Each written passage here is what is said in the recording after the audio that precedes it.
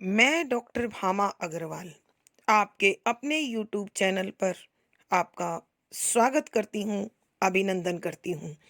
ये प्यारे बच्चों, आज हम प्रयोगवाद के सशक्त हस्ताक्षर श्री भारत भूषण अग्रवाल द्वारा रचित फूल के बोल नामक कविता का अध्ययन शुरू करते हैं।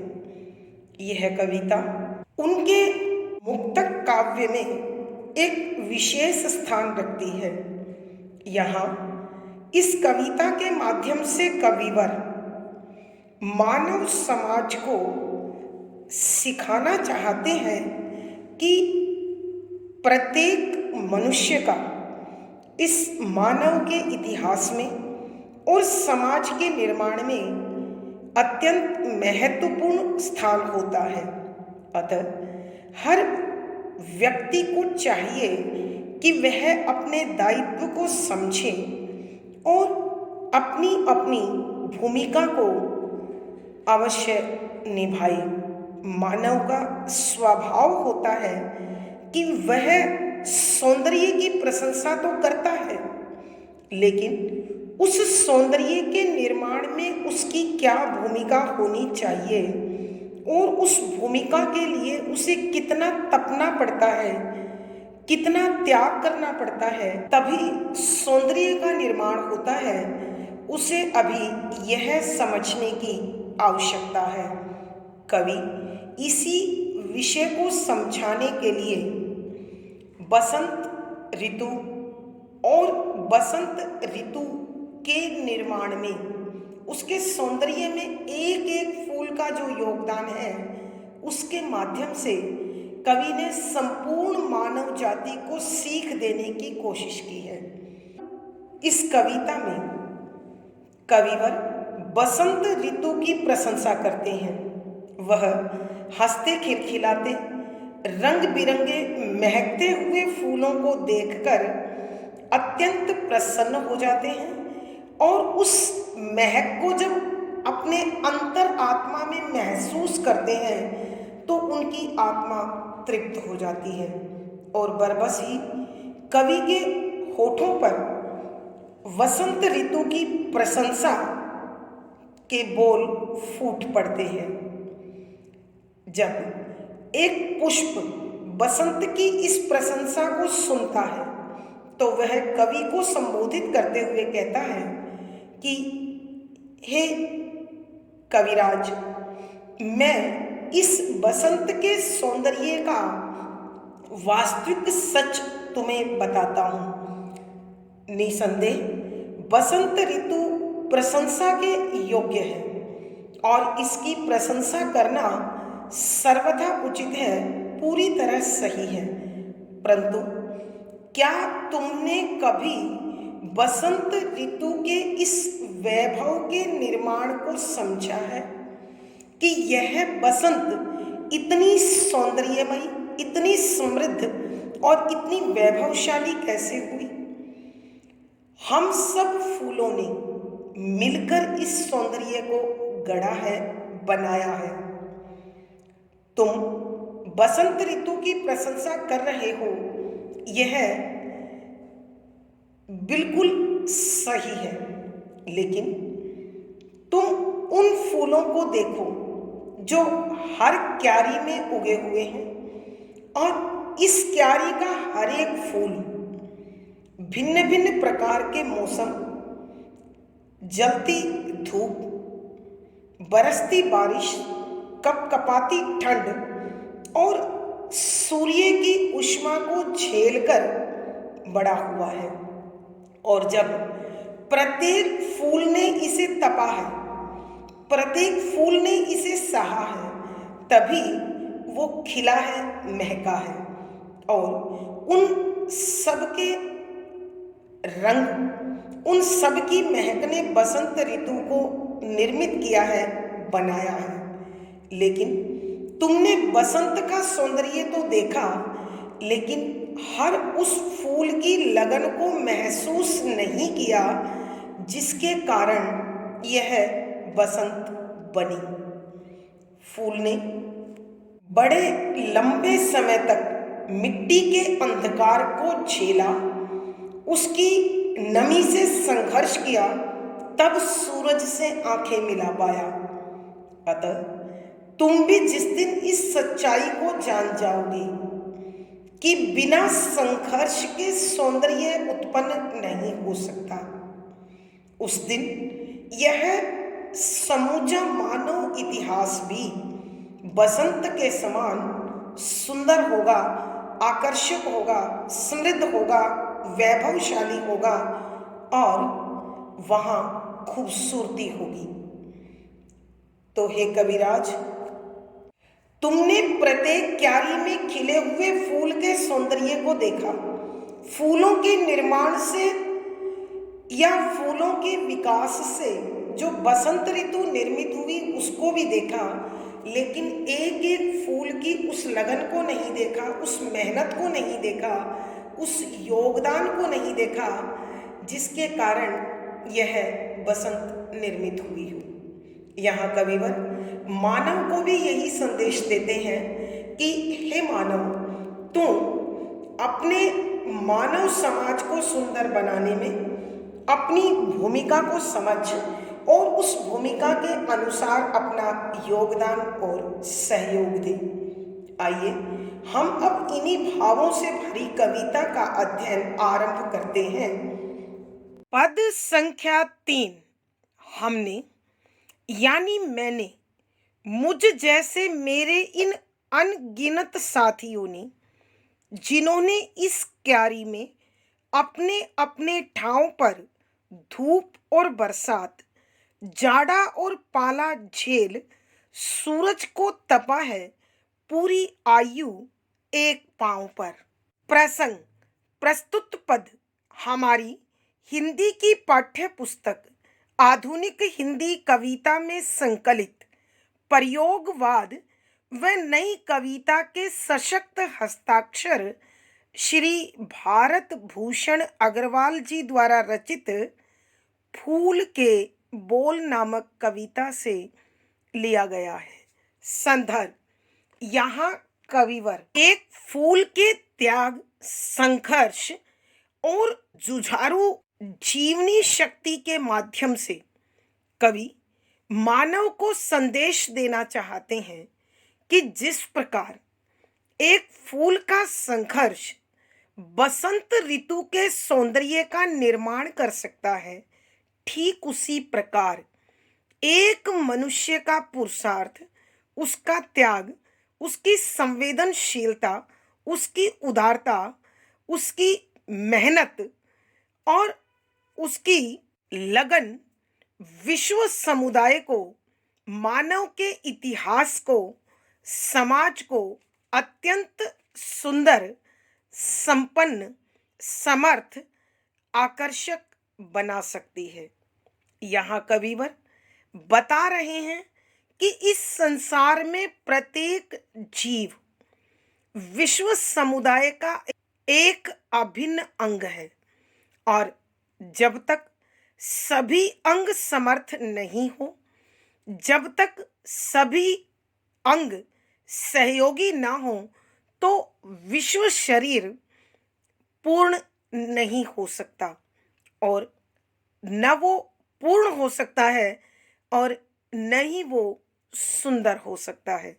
अतः प्रत्येक जीव का दायित्व है कि वह अपनी भूमिका को बड़ी निष्ठा से, लगन से, स्नेह से निभाए, तभी संसार सुंदर हो सकता है।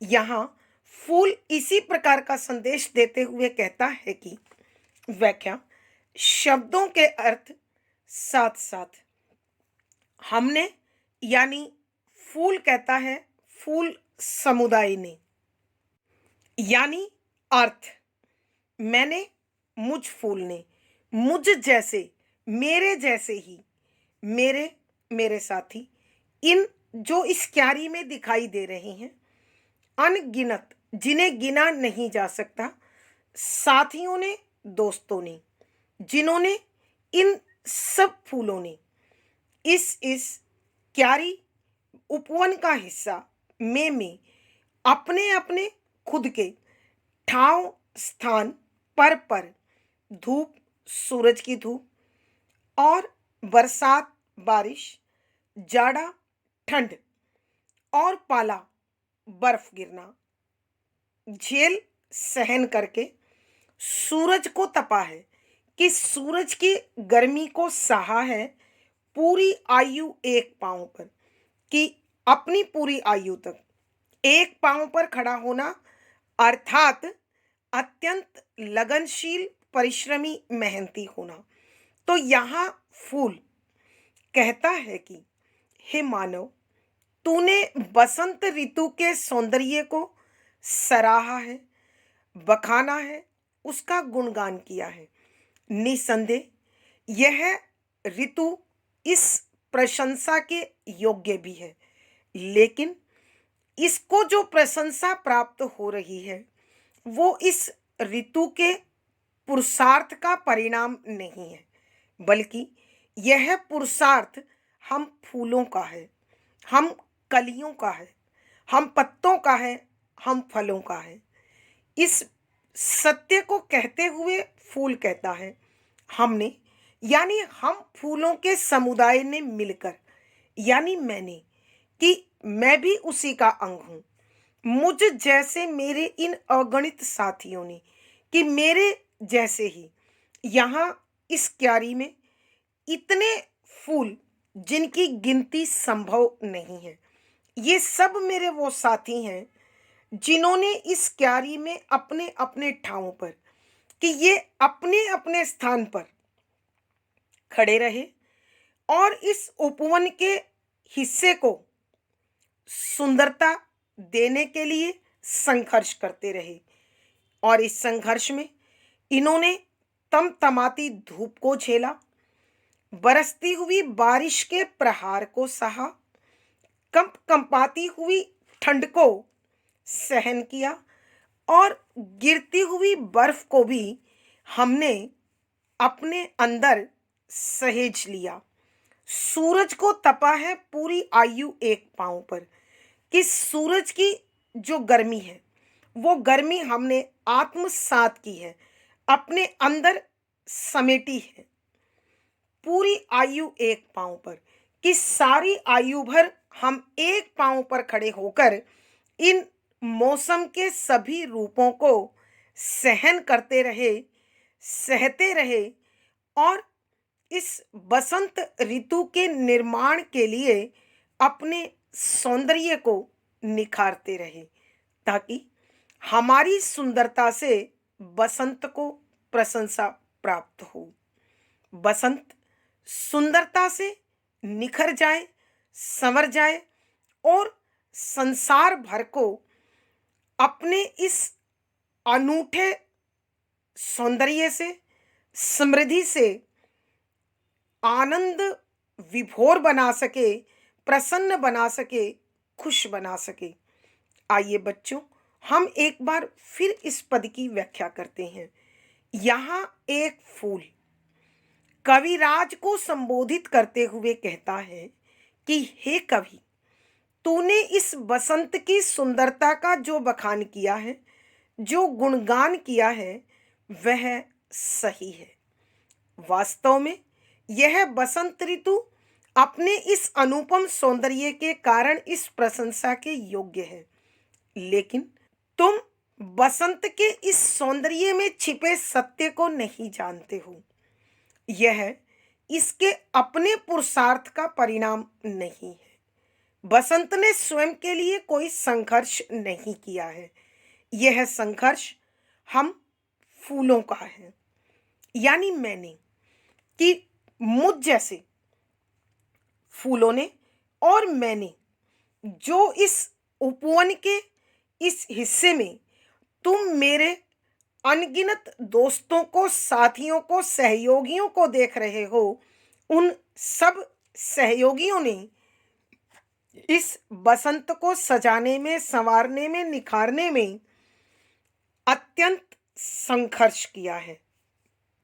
जिन्होंने इस क्यारी में अपने अपने ठावों पर, कि ये वो फूल हैं जिन्होंने खुद के स्थान पर खड़े होकर अपने अपने हिस्से में तमतमाती हुई धूप को झेला है, बरसती हुई बारिश के प्रहार को सहा है, भीषण ठंड भोगी है और गिरती हुई बर्फ को भी अपने अंदर समेट लिया है। सूरज को तपा है पूरी आयु एक पांव पर, कि इस सूरज की गर्मी को हमने एक पांव पर खड़े होकर आत्मसात किया है, खुद के अंदर संजो लिया है। अर्थात कवि के कहने का भाव यह है कि फूल बता रहा है कि फूल ने इन प्रत्येक मौसम के अतिशय स्वरूप को, अत्यधिक प्रभाव को अपने अंदर समेटा, तभी वो रंग के साथ, महक के साथ निखर पाए हैं।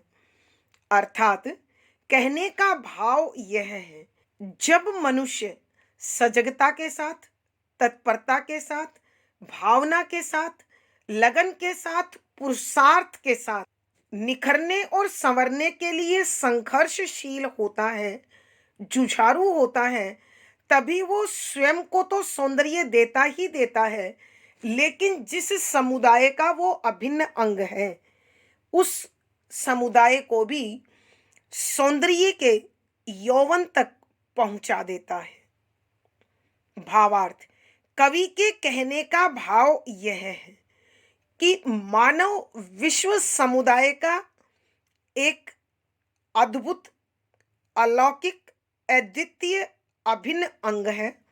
अतः उसे अपने आप को समर्थ और सुंदर बनाने के लिए विभिन्न प्रकार की समस्याओं को, विभिन्न प्रकार की आपदाओं को झेलकर निखरना चाहिए। तभी विश्व समुदाय समाज सुंदर हो सकता है, समर्थ हो सकता है, सुखी हो सकता है, संपन्न हो सकता है। विशेष यहाँ कविवर फूल के संघर्ष के माध्यम से मानव को संघर्षशील बनाना चाहते हैं। सरल सहज साहित्यिक खड़ी बोली का प्रयोग है, शांत रस प्रसाद गुण है, मुक्तक छंद गे शैली और संगीतात्मकता बनी हुई है। यहाँ पर अनुप्रास, मानवीकरण, पुनरुक्ति प्रकाश, उल्लेख आदि अलंकारों का सुंदर सटीक प्रयोग हुआ है। एक पांव पर खड़ा होना मुहावरा होता है, अतः लक्षणा शब्द शक्ति भी है। पद संख्या 4। तुमने ऋतु को बखाना, पर क्या कभी पल भर भी तुम उस लो को भी देख सके, जिसके बल मैंने और इसने और उसने, यानी मेरे एक एक साथी ने मिट्टी का अंधेरा फोड़ सूरज से आंखें मिलाई हैं, उसे यदि जानते तो तुमसे भी रंग जाती एक ऋतु। प्रसंग पूर्ववत संदर्भ, यहाँ कविवर एक फूल के माध्यम से मानव समाज को संदेश दे रहे हैं कि इस विश्व समुदाय का प्रत्येक व्यक्ति अपनी एक अहम भूमिका निभाता है, उसका अपना एक स्थान है।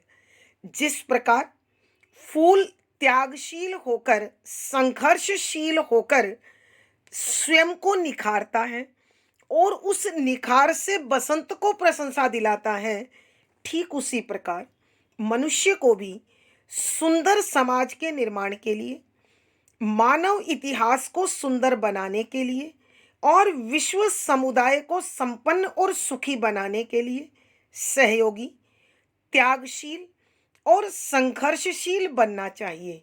तभी यह मानव और मानव समाज दोनों आकर्षक होंगे, वंदनीय होंगे, प्रशंसनीय होंगे और अनुकरणीय होंगे।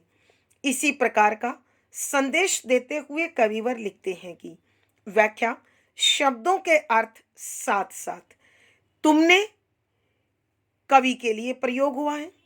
ऋतु, मौसम को बखाना, गुणगान किया है, वर्णन किया है, पर परंतु क्या कभी कि किसी भी समय, पल भर भी, एक पल के लिए भी, एक क्षण के लिए भी तुम कवि के लिए उस लो माने वैसे तो होती है अग्नि, ज्वाला, लपट, लेकिन यहाँ प्रतीकात्मक अर्थ है लगन, रुझान को भी देख सके, महसूस कर पाए, जिसके जिस लगन के बल सहारे मैंने फूल अपने लिए, इसने और उसने कि अन्य फूलों के विषय में, यानी अर्थ है मेरे एक एक साथी ने कि हर फूल ने मिट्टी का अंधेरा अंधकार को फोड़ फाड़ कर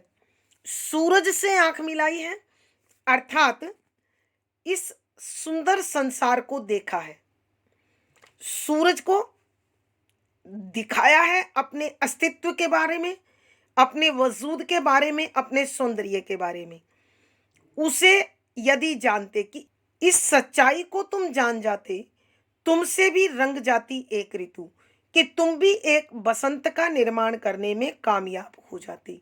कविवर भारत भूषण अग्रवाल जी एक फूल के माध्यम से संपूर्ण मानव समाज को, अर्थात प्रत्येक मानव को संदेश देते हुए कहते हैं कि फूल कह रहा है, तुमने ऋतु को बखाना कि हे कविराज, तुमने बसंत ऋतु की सुंदरता का वर्णन किया है, इसका गुणगान किया है, इसकी प्रशंसा की है, पर क्या कभी पल भर भी तुम उस लो को देख सके? परंतु इस सुंदरता के अंदर क्या छिपा हुआ है?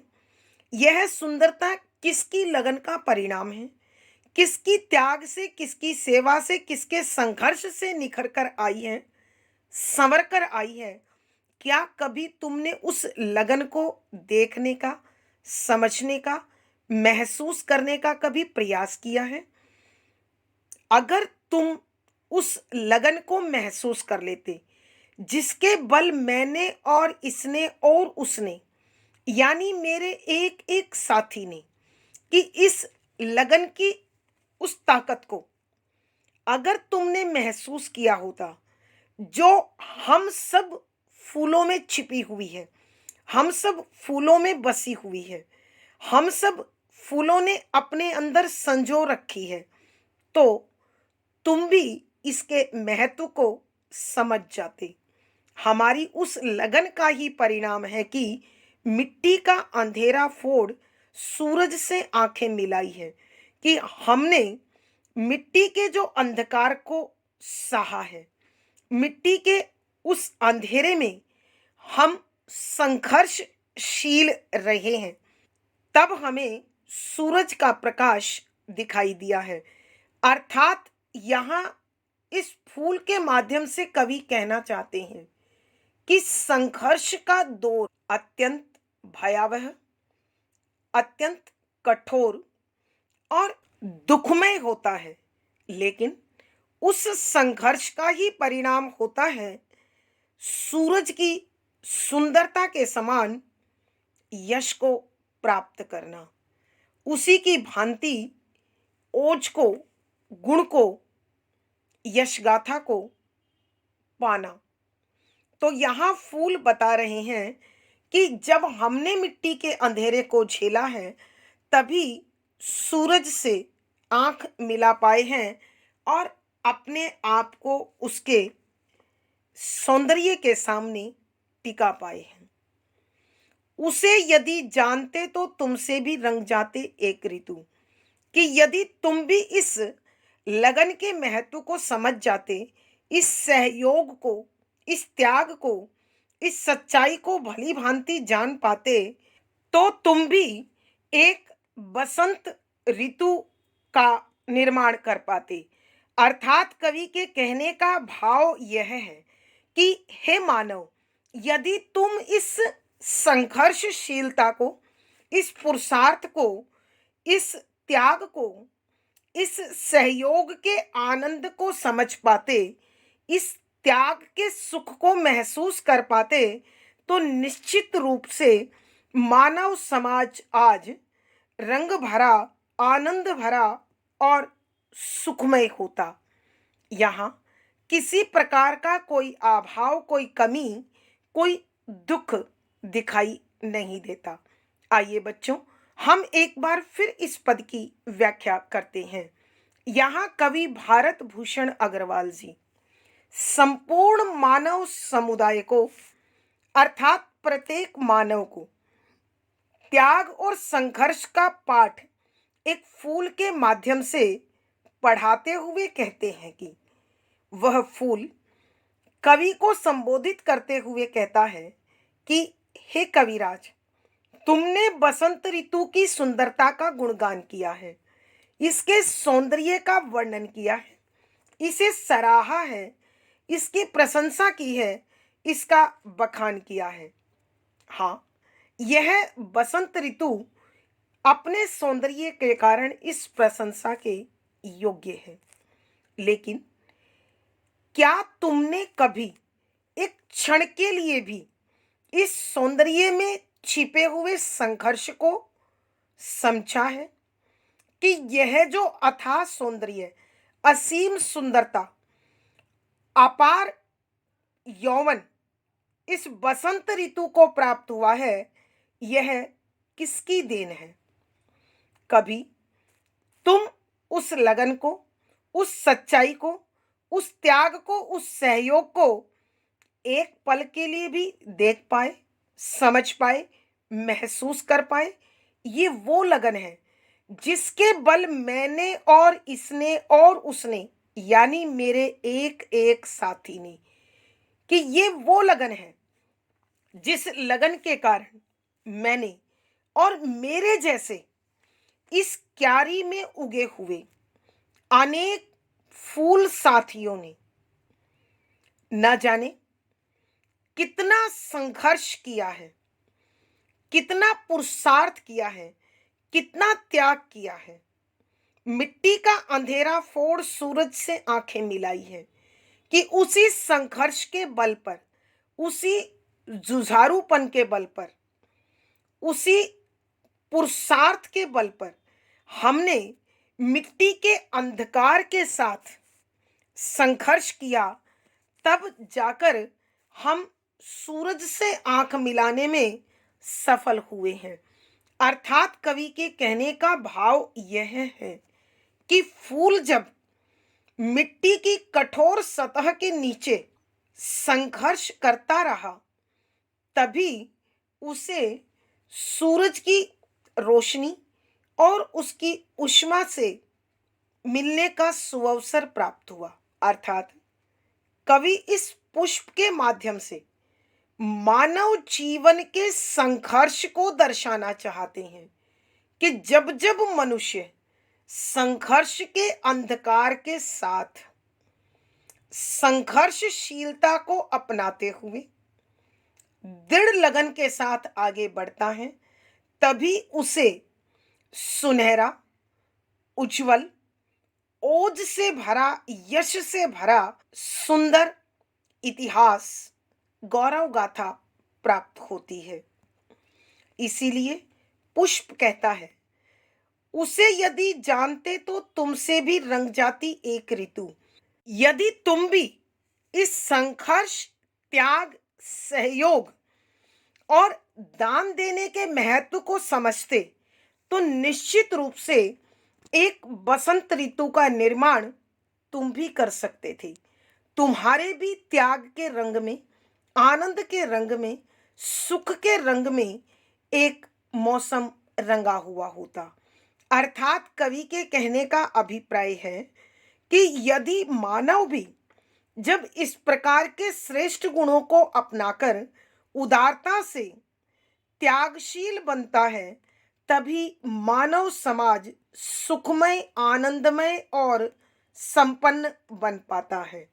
भावार्थ, कवि के कहने का भाव यह है कि विश्व समुदाय को सौंदर्य देने के लिए प्रत्येक मानव को संघर्षशील और त्यागशील बनना पड़ेगा, और उसी का संघर्ष विश्व महानता की रचना कर पाएगा।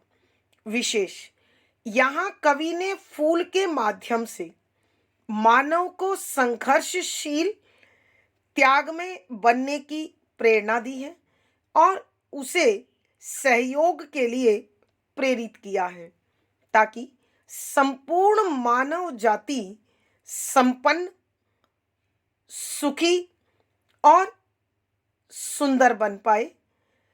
शांत रस प्रसाद गुण है, सरल सहज साहित्यिक खड़ी बोली का प्रयोग है, मुक्तक छंद गेय शैली और संगीतात्मकता बनी हुई है। आंख मिलाना मुहावरे के कारण लक्षणा शब्द शक्ति है। यहाँ अनुप्रास, संबोधन, मानवीकरण, पुनरुक्ति प्रकाश, प्रश्न आदि अलंकारों का सुंदर सटीक प्रयोग हुआ है। आज की कक्षा में प्यारे बच्चों इतना ही। अगली वीडियो में फिर मुलाकात होगी। पिछली वीडियो का लिंक डिस्क्रिप्शन बॉक्स में मिल जाएगा। आशा है पढ़ा गया विषय आपको समझ में आया है। अपने भाव व विचार कमेंट बॉक्स में लिखें। वीडियो को लाइक करें, शेयर करें और चैनल सब्सक्राइब करें।